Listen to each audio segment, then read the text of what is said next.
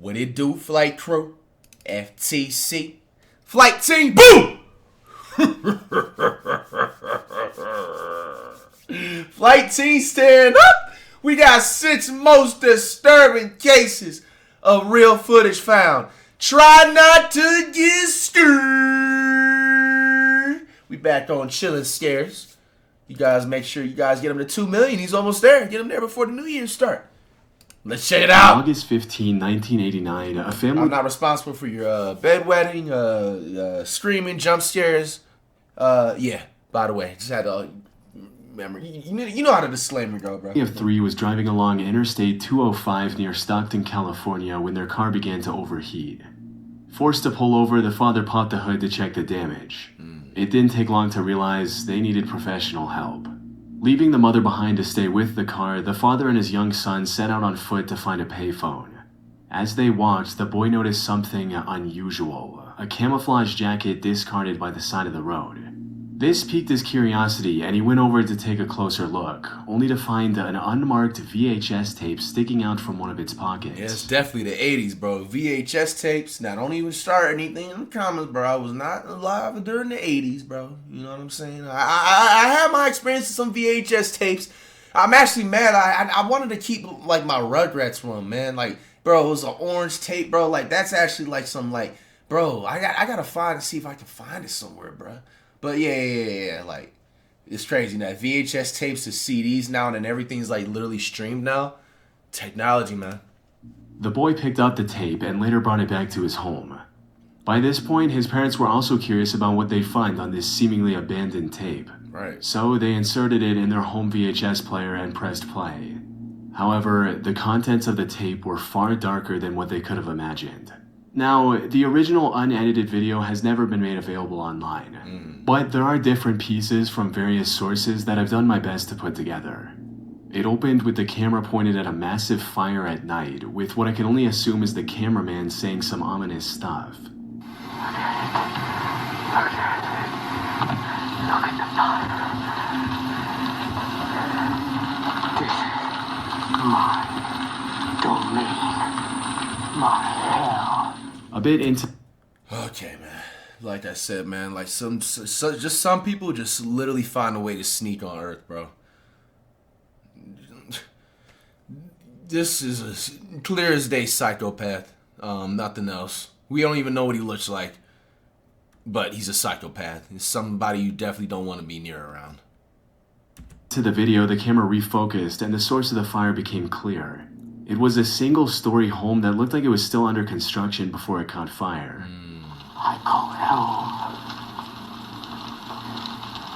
My hell. What the heck? All skies black with smoke.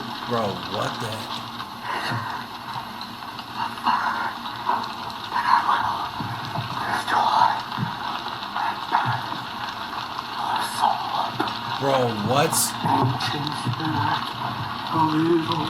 Nah, bro had to discover either, like, some hardcore drugs or something, bro. Like, what is this? Like seriously. This has to be drugs, bro. Or he's just mentally unstable, either or. But my strong case is that he has to be on drugs. The fact that he's just sitting up there filming this and then, like, just what he's saying and stuff, bro. Bro was on a bad trip and not coming Meanwhile, down. the cameraman kept talking, and the longer he spoke, the more unsettling it became. Later in the video, you could also hear fire trucks arriving at the scene, and the cameraman commenting on it before ending the video with a direct threat to the viewer. The fire department's trying to put it out. What a laugh. Go now. But remember me tonight. Ladies and gentlemen. Your house is next. Oh, hell nah, man. Yo, bro. What? Yo, please tell me, like, did they find this guy or something, man? This dude is literally the fire menace or something. Like, what is this, bro? The tape then abruptly cut to the scene from the 1984 horror film A Nightmare on Elm Street. What the hell? It wasn't clear if the fire video was taped on top of the movie or if this was a deliberate edit. However, one thing was clear. The frightening video was filmed by the person who set the house on fire. The family handed over the tape to the police and told them exactly where and how they found it. Detectives went back to the location, and sure enough, the family's story checked out. The jacket was still there. But the detectives also found many other items near the jacket, including a wooden pestle, a glove, a cassette. Bro, yo, fam. Holy shit. oh. I know I'm not the only one that thought what I thought. We actually thought we had thoughts seen. Right? Okay, I'm not the only one. Holy. Bro, is that a skull, though? Is that a real human skull? No, that can't be. It's too small. Well, metal music and a ceramic skull. Yes, ceramic. They also watched the video itself, and it was unlike anything they had seen before. I've never run across anything as eerie as this tape. Frightened me, as a matter of fact. I thought about it that night when I went to bed. Unfortunately, the poor filming conditions and shaky nature of the footage prevented them from extracting any meaningful clues about the location of this fire. Despite a frame-by-frame analysis, investigators were unable to match the tape with any reported fires in the state of California. For all they knew, the fire could have happened anywhere in the US. As for the motive behind this action, the constant talk of hell and evil led the investigators to believe that it had something to do with Satanism. And while this might sound a bit far-fetched today, you have to remember that back in the 1980s, major acts of evil from devil worshippers was a real concern for many people. But without any leads, this was nothing more than a theory. So, after exhausting all other options, investigators decided to enlist the help of the media and featured the story on the popular TV show Unsolved Mysteries in September of 1990. And this worked better than the cops could have ever imagined. Within 2 hours of the episode airing, investigators received over 1,000 calls from viewers with potential leads. Among these 1,000 plus callers was a man named Ed Tarantino, who got shaken to his core after seeing the found footage on TV. Because he lived next to the burning house in Redwood City, California, some 80 miles west to where the tape was originally found. NorCal? More importantly, the show also led the investigators to the owner of the under-construction home that was burning in the video, Bill Otherlie, who described the incident as the act of a crazy person. And it turned up it's my house that's on the videotape. What? And then you heard the voice of this individual. And you go, this guy ain't playing with a full deck. This was an extremely expensive loss for Bill. The fire had completely destroyed his under-construction home, costing him $900,000, which is that's a nice home too, bro. And it's in Cali, bro. You know what that home could be worth by now, and he just burnt that. The evil person burned his house down. About $2.5 million in today's money. That, bro, I'm trying to tell y'all, man. I be giving the most freest of freest game. What did I just tell y'all, man, bro? That house, he said, Chillin' Stairs will be worth $2.5 million today. Burned to the ground. While the Redwood City Fire Real estate reacts. Department also confirmed the incident. As it turns out, the fire department had captured their own footage of the incident for use in future training, and parts of this fire department footage matched the mysterious tape. Cross-referencing the two videos also revealed that the arsonist was just about 50 feet away from the fireman when he recorded his video. Wow. The fire department's trying to put it out. What a Weirdo. Now, all that remained was to capture the culprit. But that wasn't going to be easy. According to the owner of the fire department reports, the arson attack happened in August of 1988, which is an entire year before the tape was found on the side of the road. The only lead the investigators had on the suspect was the name he mentioned in the video, Omar. Forget it, Omar. This is what I've been doing on your week's vacation. Hell nah. You gotta check. Yo, whoever Omar is, bro, you had to literally like check all your friends, bro. It's somebody you knew. It's somebody you knew that you didn't know that was crazy, and he jealous of you. Because, bro, the fact that he said he waited for you to go on vacation, that's somebody that's already been plotting. That's somebody that's already been envious of you. That's somebody that's already been planning on doing something harmful to you or taking your belongings when they were going to be able to, bro. So it has to be somebody that you know or somebody that you work with. Man. I said I'll do it. I said I'll do it. It wasn't much, and for a while it seemed like a dead end.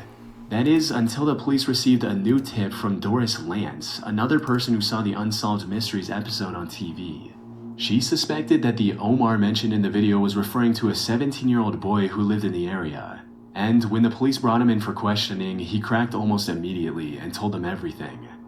Omar claimed that he was silently standing off camera when the video was filmed, and that it was his 19-year-old friend who started the fire and recorded the video. The investigators were finally getting close to the perpetrator, but they needed more evidence before making their move, so they started tailing the alleged arsonist, observing him from a distance. However, he likely caught wind of the police because soon after the monitoring started, his garage burned to the ground. At that point, the police had no choice but to act. On September 27, 1990, they confronted the 19-year-old directly. And just like Omar, he folded without much of a fight and confessed to everything. One thing I should point out is that the authorities never publicly revealed the identities of the two boys, so I'll call the arsonist John for the sake of convenience. After going through John's home, investigators also found tons of incriminating evidence that linked them to not only the Redwood City fire, but similar arson attacks on 11 other structures and 15 grass fires. This evidence included things like a picture of graffiti on a wall stating, "Please no more houses," and a news clipping pinned to the wall about recent arsons which the two boys likely caused. But that wasn't all. In the burned down garage... Bro, you gotta be a different type of sad if you actually, like, take joy into, like, just burning people's hard-working houses down, bro. Like, because it's one thing when it's caused natural, you know what I'm saying, disasters and stuff, unfortunately.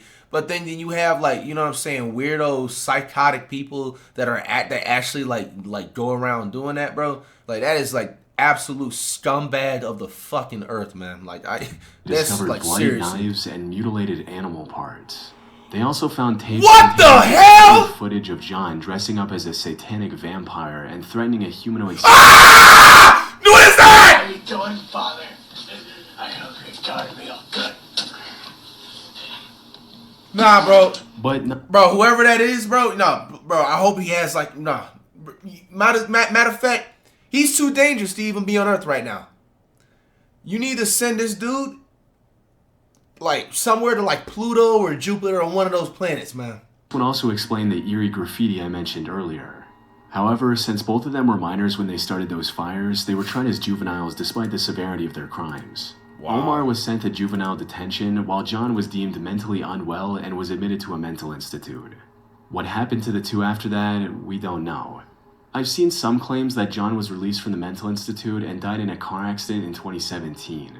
And while there's no direct evidence to back this claim, I did find a news report of a hit and run in Redwood City from January of 2017. The victim of this incident was 45 years old, which aligns perfectly with the age John would have been in 2017. But if this is completely unrelated and John is still alive, I seriously doubt he'd reveal himself now just to satisfy the curiosity of randoms on the internet. As for the tape itself, it's still unclear how it found its way on the side of the interstate. Like, even like, yo, the fact this whole story was just so crazy, we damn near almost forgot how they even got to the story in the first place. Bro, it's even the craziest thing. Like, bro, just imagine like abandoned like briefcases or just abandoned just like stuff like that where people can just be doing some weirdo incriminating stuff and just have, you know, everything recorded of them just doing like the most psychotic weird stuff, bro, like out there. It's crazy as hell, man.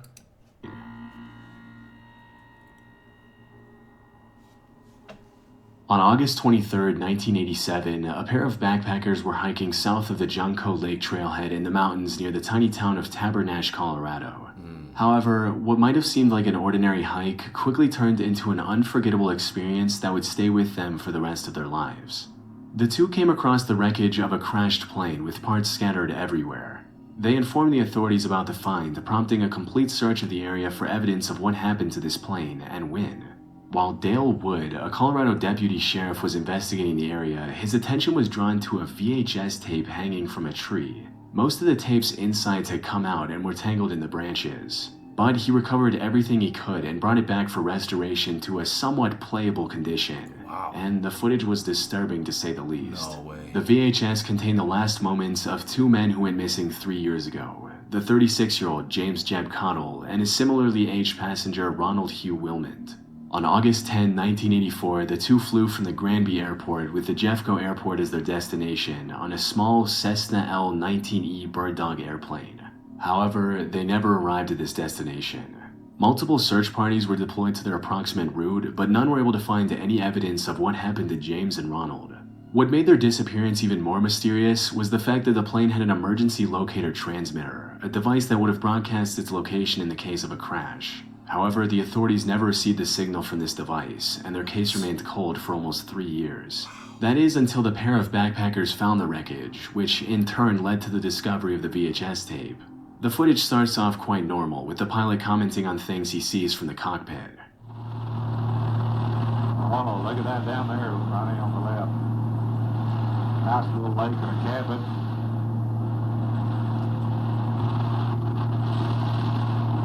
Those dead trees down there.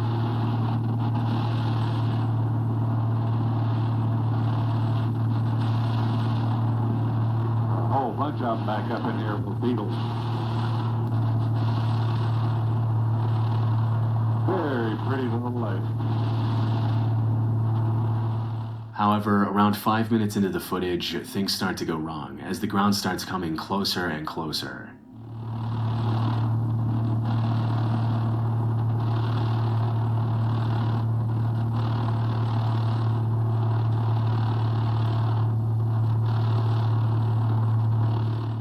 Experts analyzed this footage to find out what went wrong, and apparently the pilot failed to account for density altitude before taking off. For those that aren't familiar with aviation lingo, think of density altitude as the thickness of the air. When it's hot, humid, or a higher altitude, the air becomes thinner, making it harder for planes to fly well. Pilots use density altitude to know how their plane will perform, like how much runway they need or how much weight they can carry. On the day of the crash, the density altitude around Tabernash was 13,000 feet. In other words, the air was as thin as it would be at an altitude of 13,000 feet. James failed to account for this massive difference. When his plane came across rapidly rising mountains around 10,200 feet above sea level, he wasn't able to lift the plane in time to fly over them safely. The footage showed how he tried to quickly turn back, but stalled the plane's engine in the process, resulting in it turning over and crashing into the trees.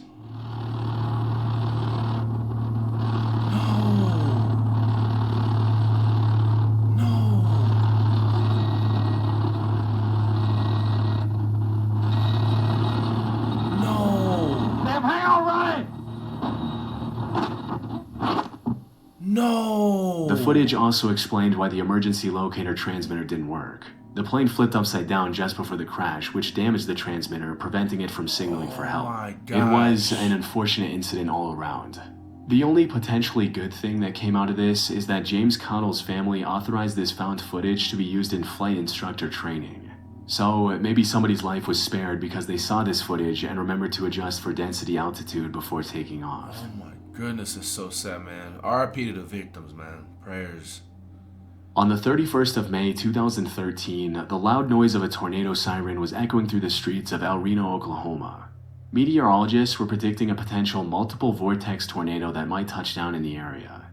And while this was bad news for the residents of El Reno, the rarity of such an event also attracted a lot of storm chasers from around the United States. This also included a 3-man crew of storm chasing experts, the 55-year-old Tim Samaras, his 24-year-old son Paul Samaras, and their partner 45-year-old Carl Young. The three had extensive experience in safely chasing twisters and gathering valuable data from them. They were also part of the Discovery Channel's Storm Chasers and were heavily involved in the show from seasons 3 to 5. In May of 2013, the trio had actually arrived in the stormy area many days earlier to thoroughly analyze the storm before giving chase. Oh, I'd say this is the one. Oh, yeah. This is going to be the storm of the day right here. This is going to do it, I think. Unfortunately, the May 31st twister wasn't something they could have predicted, even with their vast knowledge and experience. It started around 6 p.m. when an EF3 tornado touched down in El Reno, marking the beginning of the chase. However, it wasn't long before the tornado started becoming more volatile. See, the rain is behind us. Oh my God.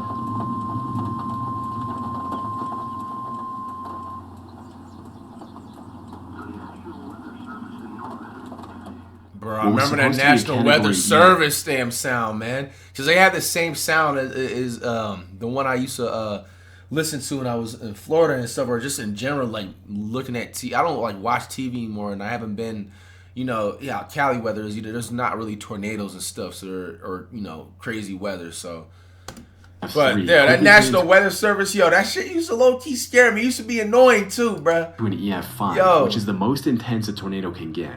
But even the title of EF5 cannot fully demonstrate the terrifying scale of this particular twister. By the time it stopped growing, the El Reno tornado had a radius of 2.6 miles, the largest in recorded history. Really? It also had a wind speed of 313 miles per hour, Oh or my over gosh. 500 kilometers per hour. Carl and the Samars brothers Just were so y'all know, like, bro, that's like stronger than a hurricane. You know what I'm saying? Tornadoes usually last like 5, 10, 15 minutes. Thank God I've never been in a tornado ever in my life. Bro, it low-key has always been like my biggest fear to ever like go out in a tornado. Like, I don't know, go, like, you know what I'm saying? Go out bad in a tornado, man. Like, yeah, it's nothing to play with. But bro, no, F5 is like the strongest tornado, I believe, bro. And yeah, bro, you heard that 300 mile plus per hour winds. Just know, like, the strongest hurricane that's like a category 5, it only gets to like like 175 mile per hour winds if it gets to a category 5, usually if it weakens before it gets on land. Attempting to ride parallel to the tornado to observe from a safe distance. Unfortunately, the twister made an unexpected turn and started coming towards their car. They tried everything in their power to escape safely, but sadly it was too late. Oh my goodness. The tornado flung the car into the air, barreling across the El Reno region.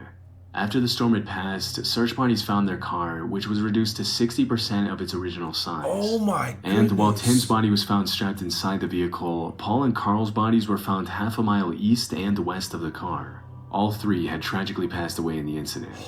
After some more searching, authorities also found a camera, which was miraculously still recording. No! Reviewing the footage, it became clear that it had recorded Tim, Paul, and Carl's final moments. No! As far as I could tell, the raw footage from this camera has not been released to the public. It shouldn't. No one has leaked it anywhere on the internet. But a select few people have seen the footage, including the crew's close friend, Gabe Garfield. According to him, he could hear Carl talking about how eerily calm the air around them had become in the moments before their end.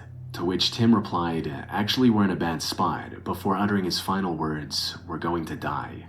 To this day, the story of Tim, Paul, and Carl serves as a stark warning to aspiring storm chasers, highlighting the immense danger of their pursuit. I don't know how people do that, dog. Like, this is not my first time hearing what I've storm chasers. I think they used to do stuff on like Discovery Channel 2 back then. I used to be on the Discovery. That's why I think I get where, we have our educational react segment when we be reacting to this. Bro, I was literally a Discovery Channel ahead, bro. Animal Planet, you name it, bro. Man, I need to go watch that again. Why not, bro? That was like, bro, low-key, that's like some meditating type of ish. Low-key, some peacefulness. And you just watching like the animals just go, you know what I'm saying, live in the environment, bro. Like, it's just like another world.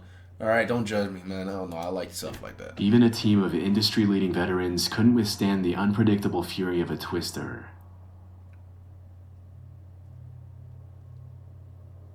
On the 1st of June 2024, a YouTube channel by the name of Found Memories uploaded a video titled Tape 92, Found Footage, Jason Sleeping. The video is timestamped for 9:27 p.m. on April 22, 2007, and opens with the cameraman placing the camera in a way that faces a sleeping child.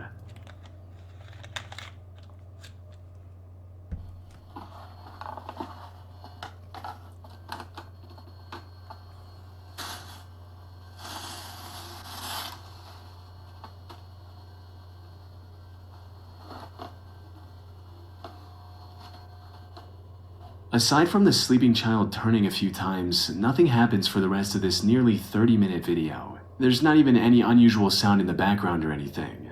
Now, despite the footage being completely uneventful, something about this whole thing is inherently unsettling. The lack of context and the uncomfortable silence can easily turn this into nightmare fuel if you have an active enough imagination. According to the description of the video, the original tape was simply labeled as Jason Sleeping. The uploader also gave an explanation for where they found the footage, stating, "Found in a box full of abandoned camcorder videos, uploading to archive the footage. Perhaps one day someone connected to the video will see it and appreciate it." And while this provides some much needed context, it still leaves the biggest question unanswered. Why would anyone record 30 minutes of a child sleeping? Right. So I decided to dig a bit further. The first thing that came to mind is that this is just another one of those staged, artsy, analog horror type videos. However, after going through the channel that posted this video, I don't think that's the case. The channel, Found Memories, was created fairly recently in April of 2024. The About section of the channel reads, Uploading media I've found to archive, and maybe one day the original owners will find it and appreciate it. I've acquired thousands of videotapes and media over the years from various places. Pawn shops, private sellers, auctions, and thrift stores to name a few. Wow. I recently had the idea to start this channel as a way to start archiving them and actually do something with them. Maybe one day someone connected to them will find them. And this seems to be the truth. At the time of writing, this channel has uploaded over 180 different videos. And almost all of them are extremely unique in some way. From children opening their Christmas presents in 1991 to a whole wedding. However, almost none of these random videos are creepy or scary, with the sole exception of Jason sleeping. I highly doubt the owner of this channel filmed or acquired hundreds of random tapes just to sneak in one obscure horror video. So they're likely telling the truth about finding the tape. But if it's not an artsy horror flick, what is it? Now, while it might be easy to drum up some creepy stalker story, the real explanation might be a lot simpler. More specifically, this was likely recorded by a parent who wanted to observe the sleeping patterns of their child, maybe to see if they sleepwalk or talk during their sleep. Many comments under the video also agree with this explanation, with one commenter even providing a personal anecdote to validate this theory, stating, "I'm sure they recorded to catch him sleepwalking or talking. When I was 9, I woke up in my mom's closet. My mom about had a heart attack when she opened the door and asked me why I was there. I said, I don't know. She thought I was lying, so one night she videotaped me. But I didn't do it. It was a one-time thing for me. Also could be paranormal reasons. Kid been waking up with scratches, bites, could be anything. 9 times out of 10, there's really no creepy reason parents record kids. Not saying it doesn't happen now, but just way less likely. But at the end of the day, we really don't know and can't know the motives of this unnerving found footage. Maybe the channel owner's wish will come true one day and Jason, or the person who recorded this footage, will find this video and reveal the truth in the comments." Yeah, it's kind of this part right here is confusing. I didn't really. In August of 2021, YouTuber Rich Aloha was filming one of his signature diving videos in a pool under a waterfall in Foster Falls State Park, Tennessee. He was excited to jump in the water in hopes of finding some treasure like a drone or an iPhone. But what he uncovered instead was a lot more disturbing. After looking around on the lake floor for some time, he saw something unusual sticking out of the ground, which turned out to be a GoPro camera.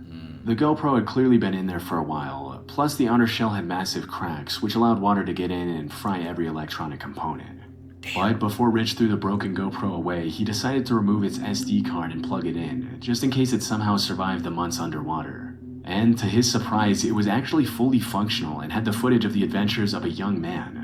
This turned out to be 22-year-old Richard Ragland, who tragically lost his life 2 years earlier, drowning while swimming beneath that very waterfall. No. In fact, the footage Rich uncovered had Richard's final moments in water. No. We can actually see him getting visibly exhausted and struggling to stay afloat near the end. The camera likely recorded his final breaths as well. However, from my research, the complete footage isn't available anywhere online, and even if it was, it wouldn't be something I could show here on YouTube. Rich likely never released the complete recording out of respect for Richard and his family, which I fully understand. And while the death of such an upbeat young man is sad, at least his family got to see his last happy moments on this planet thanks to Rich finding the footage. Man, like, there was people there, they didn't help him? Like, was he by himself, they left later? Like, come on.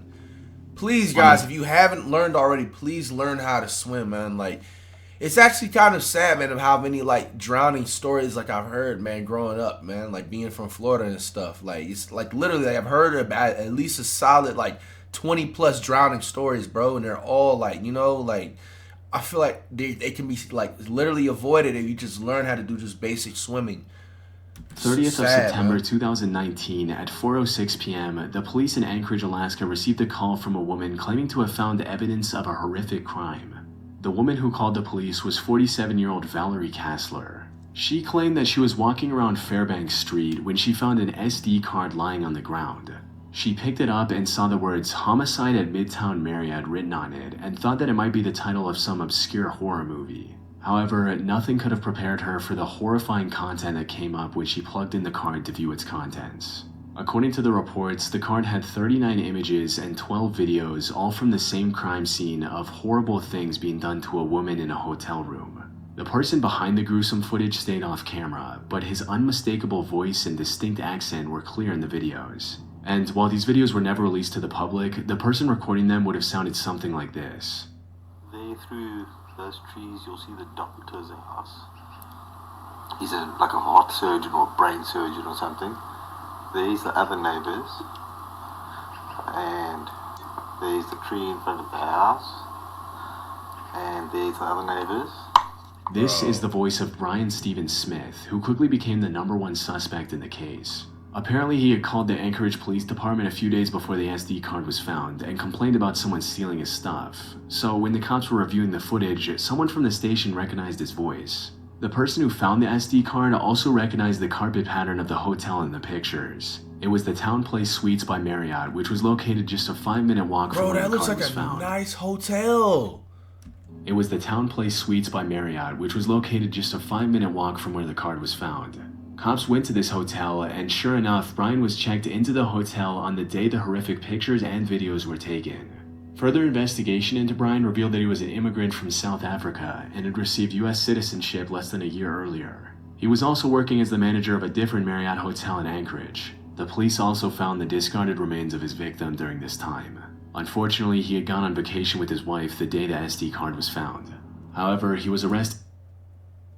He has a wife, bro? Like, seconds after landing at the airport in Alaska and charged with over 13 felonies for his unspeakable crimes. Police also revealed the identity of his victim, the 30-year-old Alaskan native named Kathleen Jo Henry. Brian pled not guilty, but the evidence against him was too substantial for him to walk free.